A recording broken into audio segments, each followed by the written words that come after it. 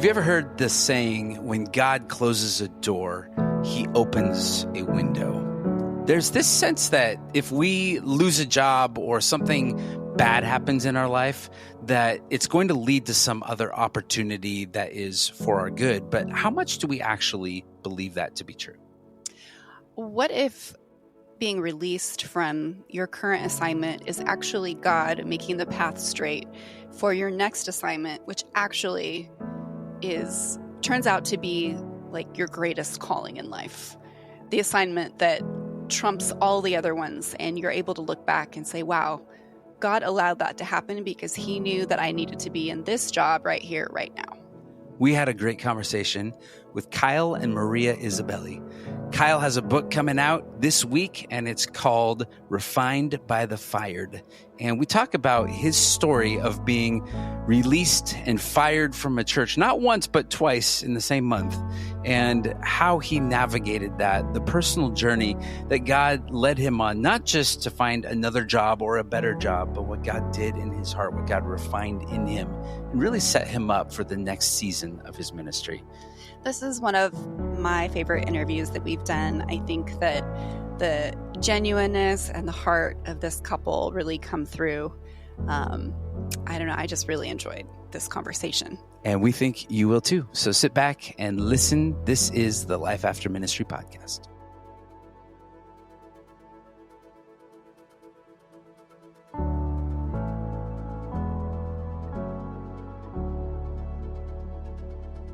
Hey, welcome to the Life After Ministry podcast. My name is Matt Davis, and I'm here with my beautiful bride. Say hi, Marilee. Hello, hello. There we go. And we are both here. We're joined with Kyle and Maria Isabelli. Can you guys say hello? Hey. Hello. Thanks for having us, Matt and Marilee. Mm-hmm. Yeah. Tell us a little bit about yourself. Let's do the easy stuff. Where do you live? Do you have children? What's life like? Hobbies, your first date, your most painful moment. I'm just kidding, not all of that, but we're going there. All of it. I like it. Yeah, we're in the Chicagoland suburbs. We've been Chicago suburbs kids our entire life. So now we are raising our family here as well. We've been married for 12 years. We were high school sweethearts. You asked for our first date was going to see Happy Feet in the movie theater. Nice. Do you remember that one? Yeah. Little penguin. Little penguin. It was cute. So, yeah, that was the first date. And then, so now been married 12 years and dated since high school. And we have two kids, Nora, who is 8.5, and Max, who is 7. So, and we've been in ministry, for probably, before we got married. So about, 13, 14, 15 years we've been in ministry doing you. And so were you guys in ministry together, or Kyle, were you in ministry and Maria, you married into it? Maybe adjacently, I guess, in a sense. Yep. Like we met in high school youth group. And so, we met freshman year from afar. And then I feel like the bulk of our testimonies really developed between freshman year to senior year when we kind of got reacquainted, ended up in the same friend group. And I would just say, at that point, so it was informal ministry, but really like Kyle was a leader within the youth group, and I just felt drawn to serving in that way as well. So I felt like we were on a similar path in that regard. And it kind of just continued throughout our relationship. By that point, he knew he did want to go into full-time vocational ministry. So when we started dating, I knew that was going to be a part of our future. And I was all for it and excited to kind of jump in and be a partner in ministry and really just make this what we kind of spent our lives doing together. Mm-hmm. Mm-hmm. So Kyle, what was that call for you? How did you know this is what I'm supposed to do? Yeah, it excuse me. It happened probably one of the summers in between sophomore, junior year. Or junior, senior year, really felt a call to ministry at a summer camp. A lot of the youth pastors in the area would do camp together. And there was one of those campfire nights, and just really got that sense from the Lord. That's what I wanted to do and where I wanted to go. And all the youth pastors that were present had all attended Moody Bible Institute. So they always talked highly of it. And so I wanted to do what they were doing. I wanted to make an impact like they had on my life. And, I always get choked up a little bit. But the cool thing was coming back then to my parents. My dad had always prayed I'd be a leader. My mom had always prayed I'd be a pastor. And I didn't know that until I came back from summer camp and told them that. I was like, I think I want to go to Moody someday. And so, just felt that calling, applied, got accepted, and kind of the rest is history. So. Okay, so you served in the role of ministry. You were doing youth ministry? Yeah, yep. So once we got married after college, we were at separate colleges. So once we graduated college, we got married, and then I did get a job as a youth pastor at a church, and I was there for 4 years, and then we transitioned back towards the suburbs once we had Nora. So then Maria was also doing ministry, but then she wanted to stay home with Nora. And so then I started at a new church around 2015 as the high school pastor there. Okay. So we are talking to you because you've had a transition out of ministry, and that transition for you did not go very well. Tell us a little bit of what happened there. Yeah, absolutely. We were at this church in 2015. I was a high school pastor, and within that hiring process and within like the first full year of being there, I had 4 different supervisors. And so just a lot of different expectations about what's a win, what is success in ministry, with different opinions. And so there's just a lot of changes, a lot of transitions just in general within the church. Change was a very strong constant within our staff culture. And it was toward the probably 1.5 year mark. I remember we had our second child, Max, and coming back from being off for a couple weeks, just the relationship kind of just shifted between myself and my supervisor. And I couldn't really put a finger on it at that moment, at that time.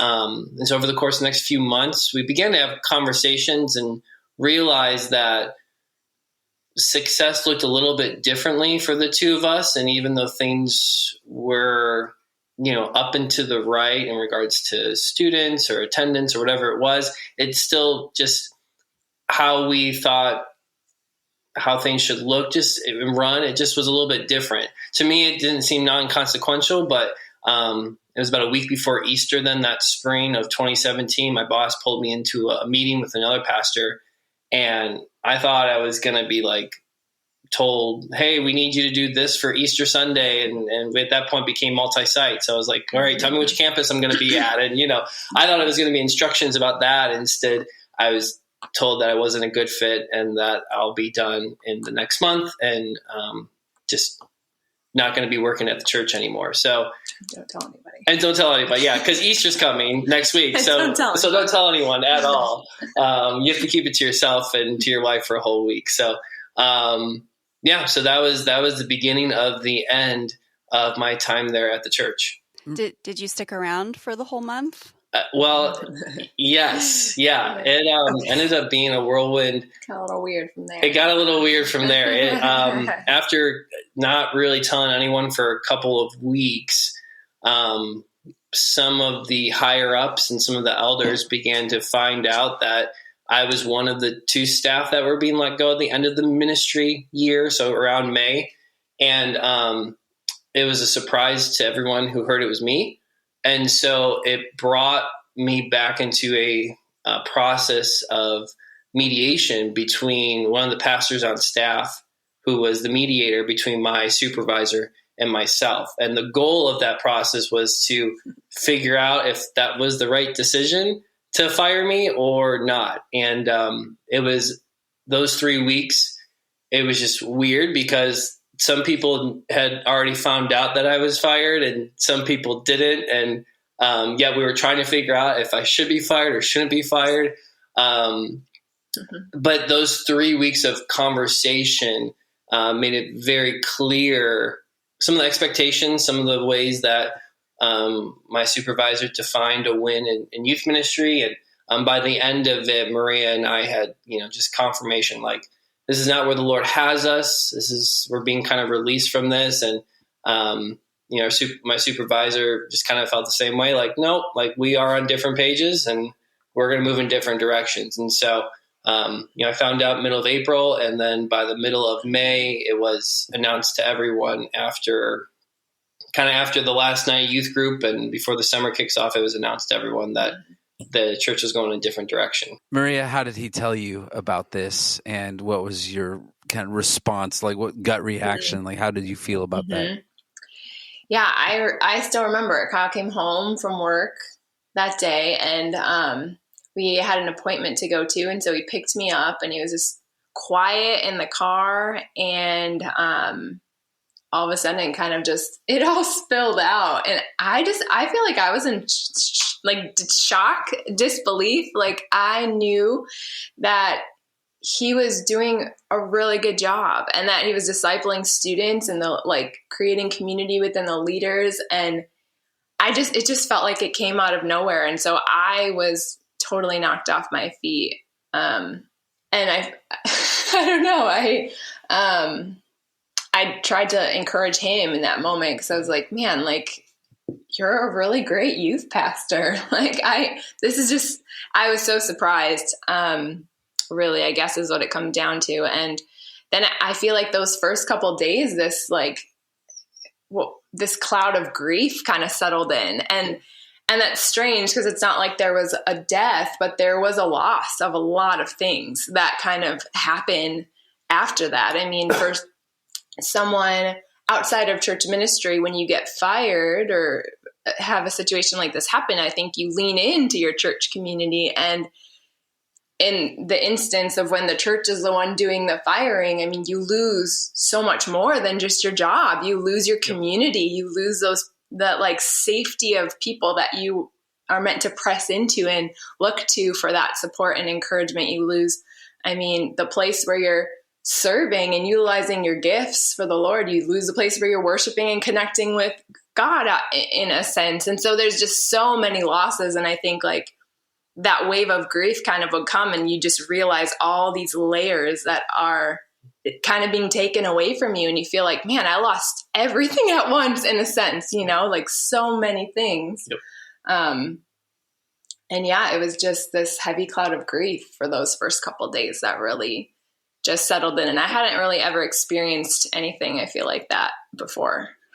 What you guys do, because I think a lot of the people that we've talked to, in that it's this weird liminal space where some people, they look back and say, what went wrong? What just happened? You're looking backwards at the past and trying to pinpoint, where did this separation or this conversation begin on their side that I may have missed? And then some people, they're like, forget the past. I've got to figure out what's ahead. Where did you both go in that kind of spectrum? I know for me, I called my youth pastor the next day. So the guy who had mentored me, got me in the ministry. And it just so happened that probably 10 years prior, he had moved his family from Chicago to California, was at a church for 53 days. And one day a supervisor came in and said, pack your bags, you're done. No mediation process, no conversation, no, hey, you got to be quiet for a couple of weeks. Just, you're done. Here's your box and go. And so he had gone through that, moved his family back from California to Chicago. And so I called him and I was like, what did you do? How did you, not what happened, but how did you get through it? What were your thoughts and feelings? So I remember calling him day one of all of this. And he just, he really challenged me just to be reflective of myself. What are the things that God's going to teach you right now? What are the things that God is bringing to heart, bringing on your heart, bringing to light? What are the areas that God wants to grow in you? What are the things that He's going to do to make you more Christ-like in this season ahead, no matter what it is? I wanted to just complain to him and talk about how my boss is a jerk and he's an idiot, and I wanted Justin just to hear all those things, and so he just challenged me. And I think that to me, I don't know why I'm getting so emotional talking about this, but that to me set me on this trajectory to begin to really process what I was going through and the pain. And I began, he encouraged me to start journaling, start writing down every Bible verse you're reading, anything you sense in prayer, just start writing it down. And that's what I began to do. And that really began to open up my heart to the ways God was working in my life and the sin he was trying to eradicate from my heart, so I could be more like him. And so it was a reflection back in one sense, but it was also in the same time looking forward to how I was going to become more like Jesus in this season ahead. What an amazing mentor. Yeah. Wow. Yeah. Yeah. And kudos to you for listening to him and taking his words to heart and doing the work on yourself, you know? Mm-hmm. So was there any doubt for you that your next job was a ministry job, or was it like, I think I'm going to go to Starbucks for a while? Yeah, it's funny you said that, because as we were preparing, we noticed one of the questions says, like, what got you out of ministry? And that question kind of stopped me for a second, because it's like, man, I don't feel like we were ever out of ministry. And, you know, everybody's situation is different and how they process and what they need after something like this happens. But I think for us, I don't even remember it being a question that we asked out loud, like, should we look for another church ministry job? Like, we both just knew that that's what we feel called to, and that's where we still wanted to be. Like, we love the church. Yep. And though we were devastated and there was a lot to process and there was hurt and things that we had to work through, like, we just always knew, like, this isn't it for us. So, like, you know, right away it was like, what churches are within our area that we can apply to that align with, like,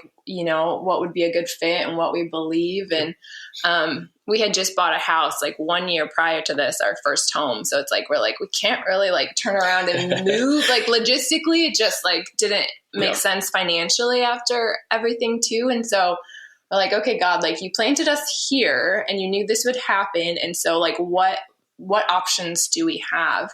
And kind of started looking, and like, thankfully there were, you know, churches just outside of really our immediate community that, there were, you know, 3 different specific jobs that we started interviewing for. And, we processed together, like, what would be the best fit and where do we feel God calling us? But we just, to answer the question, we always knew that, oh, this is what we feel called to. And though we're hurt, we're still unwavering in that. I have a question. I'm trying to figure out how to. So it sounds like over the course of that month, when first they told you they were letting you go, and then you entered into this sort of like backward way of mediation. And is this supposed to happen? Is this like, the whole thing seems very upside down and unorganized. For sure. But so over the course of that time, as you have this person kind of mediating it, I think I heard you say, I mean, by the end of it, you had clarity that it was time to move on and that this was not going to be a good fit for you. And I think my question is, I think that's not uncommon, right? Sometimes that happens in jobs. Like, you can be awesome and someone else can be awesome, and the way that you see things and your perspective is different, and so it doesn't mesh, right? So I guess my question is, looking back, if you could go to your supervisor again and be like, hey, like, you learned something from it. I'm sure he learned something from it. What could he have done differently for you guys to have that conversation, to come to the point, like, well, maybe we're not a good fit for each other? Do you understand what I'm trying to ask? It's a great question, Mary Lee. I think, how could they have done that in a way that would have been less hurtful and would have been edifying for you, and also maintained? I would say, you know, it's as clear as possible, even putting on paper expectations, like objective, subjective expectations, versus we were in a season as a church where, like, the vision of the church was changing. You know, we just worked with a consulting group 2 months prior, and everyone's kind of figuring out these things about themselves and how they interact and strengths and weaknesses. And so, like, where everyone is learning these things about each other, and there's great value in different personality tests and stuff like that. But to read that and then begin to make some assumptions and then just, I can see now that things aren't going to work out because we see things differently or you're a different type of person. It would have been good to say, okay, this is what I'm perceiving. This is what I'm seeing. Let's figure out a plan moving more forward to make some of these changes. Let's have clear expectations of how we want you to meet different metrics, whatever it is. That would have been helpful. I think the other part too was when myself and the junior high pastor were hired at the same time 2 years prior, we were brought in basically with the idea of, and this is how they kind of pitched it to us per se in the interview process, was here are the keys to the car of student ministry. Just start driving. You guys have to build it from the ground up. So we're building it from the ground up, and then to have someone, a different supervisor with different expectations to come in and basically put us back in driver's ed. You're like, well, wait a second. I've been driving this car for a year and a half, and now I need to go back and take driver's ed. And so just being able to that's stuff I've thought about well past the day now, but being able to articulate those clear shifts and expectations and desires for what the ministry was supposed to look like, that would have been helpful. So just clear expectations, clear conversations, clear guidelines prior to, I don't know if this is going to work out type of thing. Well, and really too, the timing of it, that maybe could have been a very different process had it happened before we were already told you're done. So it's to enter into a process like that after you have already been really hurt, blindsided, and then to kind of be okay, now I have to decide all over again. It's like getting fired twice. It was not going to ever end well in a sense. And it was an emotional roller coaster for us. And, I think that made it harder to look at then a list of 30 bullet points of expectations that were not lining up. And you're like, man, I don't know, I don't have the mental energy for this now because I've been in this emotional roller coaster these past couple weeks trying to process. And I think I was torn in that process because I felt we were around that 2-year point. I felt I had community. I was loving the Bible study I was a part of, and our small group was really great. And I had other moms I felt I was connecting with. Yep. And so relationally, I didn't want to leave. And so you get this list and you're like, well, maybe this can be can we make this work? And it just, we knew at the end of the day, it wasn't going to work. There were too many things that just clashed with a ministry philosophy. Yes. But also personal boundaries and things that our family just needed to look differently that weren't going to line up. And so, had the timing been different, maybe that process could have been more healing rather than just hurt on top of hurt. Yeah. Kyle, you've taken this experience that you've lived through and you wrote a book. And I love the title. I want you to tell us the title of the book and why you wrote it. Yeah. So the title is Refined by the Fired, and it's the Fired has the letter D in parentheses. How to process pain, regain purpose, and persevere after being fired from your church. I wrote that book out of that day one experience of what's next, and just started writing. And just over the course of that first year, I had written down so much, I typed out so much, and it was like, oh my goodness, this is going to be a resource for someone. Because at that point in 2017, there really wasn't any resources at all for pastors who had been fired or been forced to resign from a church. It wasn't out there. What was your goal in sitting down and writing it? Was it a cathartic? For myself. It was just, I have to work through everything I'm grieving and processing. And then over the course of that first year, and starting a new ministry role, I began then to get, conversations from other youth pastors who've gone through the same thing, or someone else in ministry has gone through the same thing. So then I would begin to share my experience. I begin to share some of the things that I've gone through, and it was very helpful for them. And I was like, okay, this is helpful for me, but I now have a responsibility to be able to share my experiences with other people so they too can process their pain. They can regain their purpose and their identity in Christ and their calling for ministry, as well as helping them persevere through some of the deep, dark days that they have and will have to walk through. So I just felt a calling, a burden, like I got to get this message out. I got to share it with people. It's impacted my faith, Maria's faith tremendously. And we just want to help so many other people who have or will have to go through the same thing we went through. You are not out of ministry by any stretch. You are still very much in it and probably even deeper. So you are a senior pastor at a church now, and you've moved out of the ranks of youth pastor. But I think youth pastors always make great senior pastors because you help staff the budget really well for the youth ministry, right? Absolutely. So you guys are in ministry again, and now you're calling the shots essentially for the church along with your elder board. But how is it to be in ministry still in a different perspective? And what through this process have you learned that will help shape how you? Because as somebody who's an executive pastor and have let go of plenty of people and lots of regrets and wish I did those differently.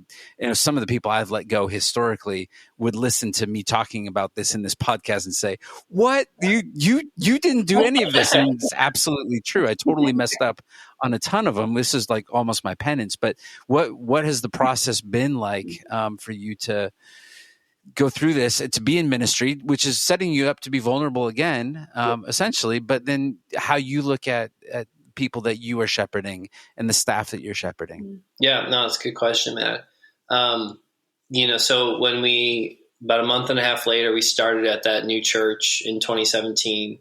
And I was there as the youth pastor for about two and a half years. And then, in January of 2020, I became the senior pastor at this church. And so now that's an easy time to start pastoring a church. That's another book for another day, another conversation for another day for sure. A lot of the past senior pastors in the area, they started calling me the pandemic pastor because that's all I knew. I only know how to be a pastor in a pandemic. So obviously, like, we've now have perspective, and we saw God's sovereign hand at work. Like, he was obviously removing us from one church in order to prepare us to become the senior pastor at this other church right before the pandemic hit. And we've loved the community. It's an Avenue Christian Church in Clarendon Hills, Illinois. It's a blessing to be the senior pastor there, and for Maria and I to just do ministry there, love on the people. So we saw God's hand at work for sure. I would say the thing that has continued to grow in me is my empathy that would not have grown had I not gone through being fired. Just more empathetic and understanding of what people are going through, what staff have to deal with. It really hit me hard, probably like 4 or 6 months into being the youth pastor there. One of the reasons I wanted to be at this church, there's a lot of them, but one of them was I had an opportunity to be a supervisor over a staff person. And I was like, I'm going to do it the right way. I'm going to show my boss, like, this is how you lead people. And I remember one day after having a conversation about something small, programmatic in youth ministry, I remember getting in my car thinking, man, it'd be so much easier if I could just hire the person I wanted to hire for this job. And I was like, I'm 3 months from being fired. And that thought crossed my mind like it was a good idea. And I was like, oh, wow. Okay. I can see why it's very easy as someone in leadership just to say, yeah, let's move on to the next one. And so just doubling down on wanting to shepherd, disciple staff, looking at Jesus's model of, like, he spent the most of his spiritual energy into his 12 disciples. And so me viewing my staff as the people I should be discipling the most. And a lot of times it's not the perspective from a senior pastor. It's the staff is there to kind of move the mission forward. And that's true. And everyone does have a role to play, and it is their job and their responsibility. But, like, there has to be a portion of my heart, my brain that's wired to shepherd them, to train them up, to equip them to do the work of the ministry as they are equipping others to do the work of the ministry. So just growing that heart of empathy and understanding, and that heart to shepherd and really care for those that I get the privilege of leading on our staff team. I love it. That's awesome. Yeah. Well, we've made a commitment with Pastoral Transitions that all of the people that are going through our process, and as we're taking them through, this is required reading. It's the new textbook that we're going to give to everybody as they come through. You are at the time of recording, we're anticipating when we're going to release when you're releasing the book, and so how do we get the book? Where do we find you and all of the fun stuff in your church? Give us all the connection points for people who are chomping at the bit saying, I must have this. I must know more. Yeah, absolutely. So the book comes out January 9th, 2024. So very soon. It's my wife's birthday that day as well. Yes. Nice move. Good job. There you go. That's a win. I don't know if I should get her a book for her birthday present. That probably wouldn't be a good idea, but a signed book at least, right? Signed, autographed? Signed copy. Would you please? Oh, thank you. So, and just a side note, Maria was instrumental in helping me take some of those next steps to move forward and like getting a book proposal done and just the season that we were in and what we were going through. She was just very helpful at saying, hey, this is the time now to move forward with this. Like, God's giving us this opportunity to do this, and you need to kind of take advantage of it. And so I don't think it's ironic. I think is not a coincidence either. Like, I think it's intentional that this is when the book is coming out. So January 9th, you can find it wherever you get your books at. And then for me, you can connect it with myself and my wife, KyleIsabelli.com. That's ISABELLI.com. On Instagram, on Facebook, on LinkedIn. You can find us there to connect, chat, see what's going on with our life, with our kids, and everything that the Lord's doing. And then our church is avenuechristian.com. Love it. I was just thinking, so thankful for you guys and for your story. Maria, you seem like a rock. And I love that. And I think that this is not a process that when somebody gets let go, who's in ministry, that we were actually just talking to somebody earlier that there are lots of people that are let go in the process, that when somebody falls, they don't ever fall alone. And so it's good for us to have each other in the process. And I'm thankful for you guys and your story for sticking it out and really finding blessing and being refined in the process. Right. Absolutely. So absolutely. Yeah. It's been the way the Lord has worked in our life for sure. So sorry, Marilee, what were you saying? Oh, I was just going to say, like, my just impression of listening to you guys is like, you're the real deal. Like, it's not a quippy title. Like, you really were refined by being fired, and you allowed the Lord to use that process. And I don't know, you guys come across as so authentic and genuine. And I also am looking forward to reading the book. And I think it's going to be a great resource for, hurting people, hurting ex-pastors and ministry workers all over the place. Yeah, absolutely. Thank you. Yeah, thanks. Well, next time we're in Chicagoland, we will come by and stop over and see the crowd at Avenue Christian. So thank you guys for sharing your story. Thanks for being on the Life After Ministry podcast. Is there life after ministry, and is there ministry after ministry? Can we survive and get through this? Absolutely. Absolutely. Yeah, absolutely. Yeah. God is faithful. There's more to come for sure. Thank you, guys. Blessings. Yeah. Thank you.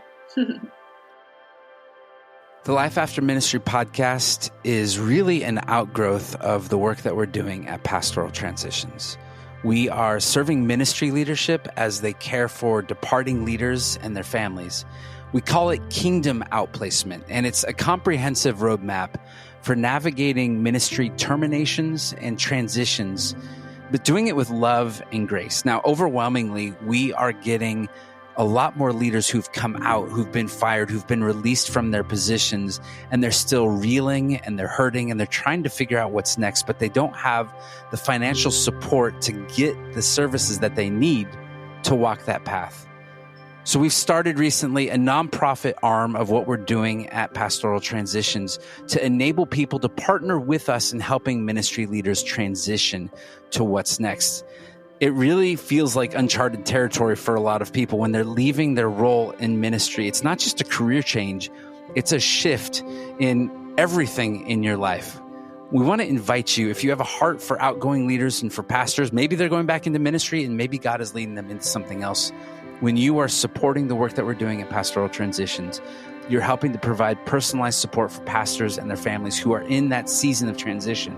And we help to foster communities of love and grace and encouragement in these challenging seasons and give them steps to navigate with clarity and confidence. So we invite you to join us. You can go to pastoraltransitions.com and there will be a donate button along the top and you can join us in this. We appreciate it. We love these people and we want to be able to care for them now and into their next season for whatever it is that God has for them. Thank you for listening to the Life After Ministry podcast.